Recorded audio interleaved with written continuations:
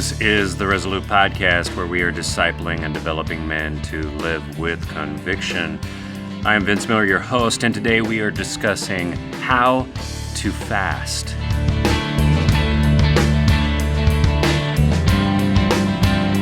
Men, welcome back to the program. If this is your first time tuning in, then thank you for joining us. The Resolute Podcast is produced multiple times every week. We have Resolute study guides that go along with this podcast for your men's group found on the website for members at beresolute.org. Come back often. Feel free to add the podcast to your favorite RSS feed or in iTunes.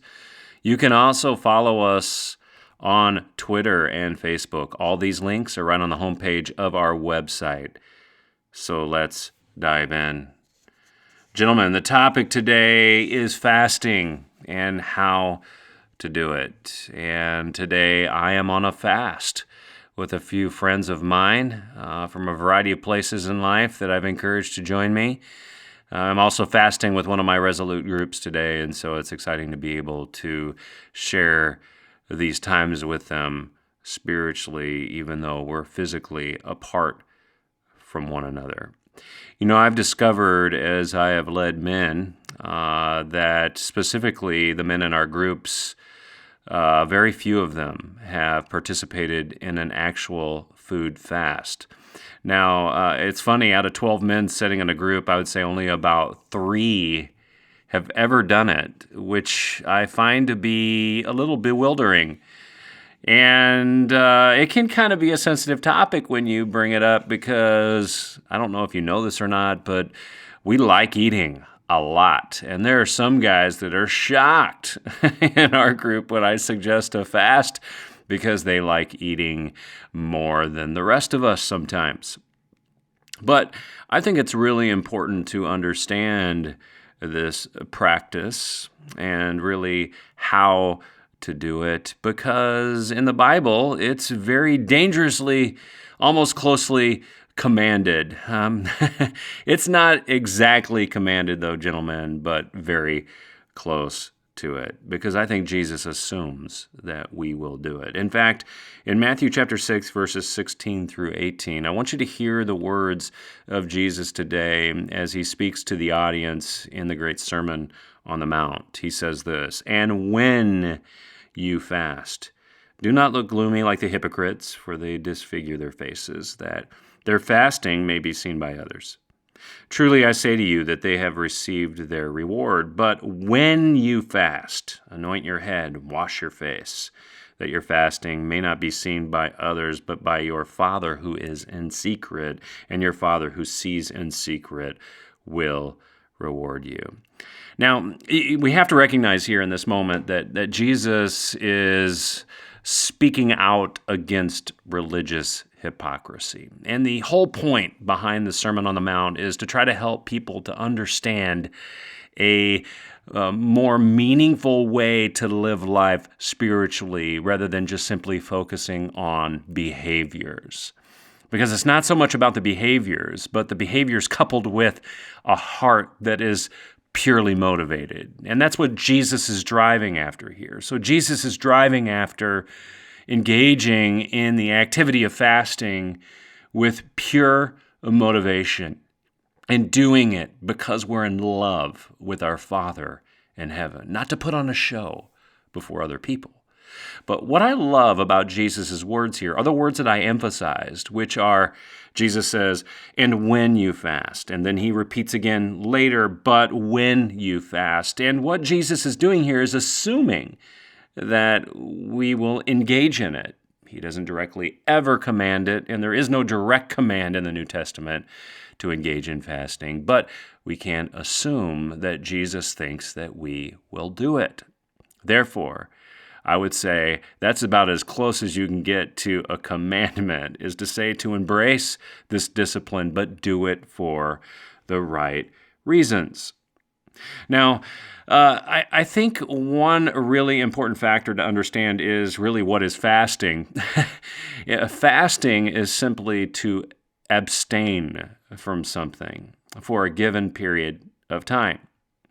Now, in the Bible, the predominant type of fast is a food fast. And this type of fasting, abstaining for food, was done for a period of time and was typically coupled with another discipline called prayer. So we're not just exclusively talking about not eating. We're talking about abstaining from food for a period of time and then coupling that with another discipline called prayer for the benefit of our own souls and to show reverence and honor to our Father who is in heaven. Now, what's interesting about fasting is that there's all different types of fasting. For example, you could fast from food, which was the typical practice in the Bible, or you could fast from media, which some of us probably should fast from occasionally. You could fast from negative talk, which some of us may need to fast from. We could also fast from just specific foods, like we do during the Lenten season, fasting, for example, from chocolate, or fasting from eating meat, for example. These are different types of fast. Sometimes they can be a little trivial, but the important part to note is we're fasting from things that we actually self-indulge on, right? We're fasting and we're letting go of things, we're abstaining from things that we know have become vices for us. The typical fast, though, in the Bible is the food fast. It is the one that Jesus would have participated in, the disciples, etc. And I think it is perhaps one of the more powerful fasts because we gain sustenance and energy from food, right? We need food to live, and it reminds us that we don't simply live on bread alone, but we live on every word which comes from our Father's mouth, right? It reminds us where we get true sustenance from.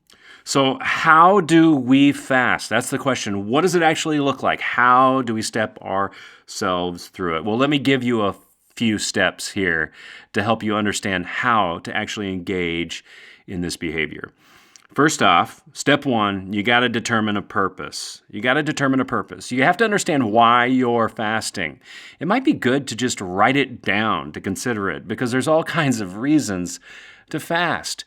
Maybe sometimes we want to fast because we're dealing with a particular issue in our life, and that's a good reason to fast. But it's beneficial to write it down, to understand, to be conscious of why we're engaging in the fast. And while we might accomplish the purpose of our fast, God might choose to speak to us a little differently through the fast than we even anticipated. And having notes of that and a record of that could be very powerful for us. So we must determine the purpose. Step two, we must determine the length. We must determine how long we're going to engage in a fast. A fast doesn't go on forever. It's not infinite. And I would recommend, if you've never done it before, to engage in one single 24-hour period. And once you get better at that and get better at understanding what that feels like, then maybe you want to try a few days, like maybe 3 days. The longest I've ever done is about 7 days. And we know that Jesus engaged in a 40-day fast as he was launching into his earthly ministry. I'm not sure that I will ever try that, by the way. That's pretty extenuous, and I'm not sure that I would recommend that to anybody without first checking with your doctor to see if you're healthy enough to sustain that. But I don't think there's anything wrong with a single day or a 3-day fast. I think we can all pretty much handle that if we're relatively healthy. But depending on how much we enjoy food and enjoy eating, this will be very challenging for us, right? So not only should we determine the length, but we've got to kind of determine step 3, the routine, what the actual routine looks like. The easiest way to do a fast is to begin at 7 p.m. and then go through 7 p.m. the next day. That's the easiest way. Starting in the evening puts you to bed on typically, I would say, a full stomach if you eat before 7 o'clock, not at 6:59, but at 7 p.m. And then you continue through 7 p.m. the next day, which means that after 7 p.m. you can break that fast and enjoy a meal in the next day. Now, As you're determining this routine, you kind of want to also determine how you're going to spend your time throughout the day. Not only the routine of when you're going to start and end, but what the day is going to look like. And I would recommend that, guys, that you kind of think through your day. You don't want to be doing a whole lot of physical activity through the day. You probably don't want to do a whole bunch of lunches and dinners with other people unless this becomes a source of pain for you and a source of challenge for those types of breakfast, lunch, dinner meetings. I would encourage you to consider very carefully not doing a whole bunch of physical labor, becoming more conscious of maybe some alone time throughout that day, and not constantly being in meetings or doing heavy mental lifting.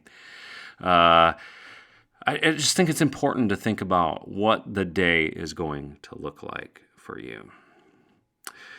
Step 4 is, what are the physical components of this actual fast? And while I will tell most of you that abstaining from eating for an entire day is totally fine, I wouldn't abstain from everything. I would maybe bring a bottle of water with you throughout the day and slowly sip on it as you need it, because you will suffer from some dry mouth. I'll remind some of you out there who drink a whole lot of coffee that you're probably going to suffer with a headache or two.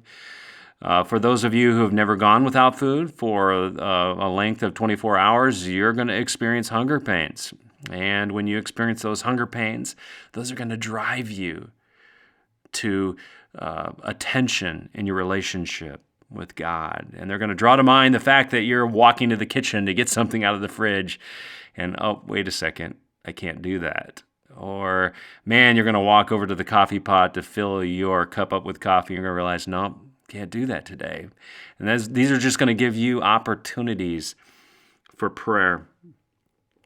These are not the only physical components, though, as well. There's clearly the physical components of what this looks like as we relate to other people. This is going to give us opportunity to share with them what we're doing. Someone might ask us to lunch and we'll say, no, I can't go today, or I can join you, but I won't be eating. And it gives you an opportunity to explain why, which can be a beneficial witness and testimony for the kingdom. And we very humbly can share that with them and share with them why and what we're praying about as well. And then finally, step 5 is breaking the fast. At the end of the fast, we break fast, and this is usually done with a little lesser of a meal. We're not engorging ourselves because that would not make us feel good at that moment. Because in essence, we've kind of cleansed our body a little bit. We've been through a little body cleanse, and now we want to break fast by eating something kind of light and healthy, and then hitting the sack to wake the next day with great pleasure that we finished a fast in our relationship with God. You know, gentlemen, the outcomes of all this are very powerful. Every time I have engaged in a fast through these 5 steps, determine the purpose, determine the length, determine routine, physical components, and breaking fast, I have found that God has something incredible to teach me through these moments. It's always something different. It's always something different. And there's great joy in sometimes accomplishing the purpose that I set out to accomplish. And sometimes there's frustration in realizing that God had something very different to teach me. But the outcome is always a deeper relationship with my Heavenly Father, for the benefit of spending time with Him, becoming more conscious of who He is, and drawing more in love with Him. Well, gentlemen, that's the show. Thanks for listening. I hope that you will take very seriously my encouragement to engage in fasting with me. If you ever want to do it, I'd love to do it with you. In fact, men, I want to encourage you to find a couple of other men to join in these podcasts with you, because listening on your own is great, but finding other men to do it with you is always better. Well, guys, get off the bench, get into the game. If you have any questions or comments, email me at info@beresolute.org. And until next time, remember, I love you guys. Be, live, and act resolute.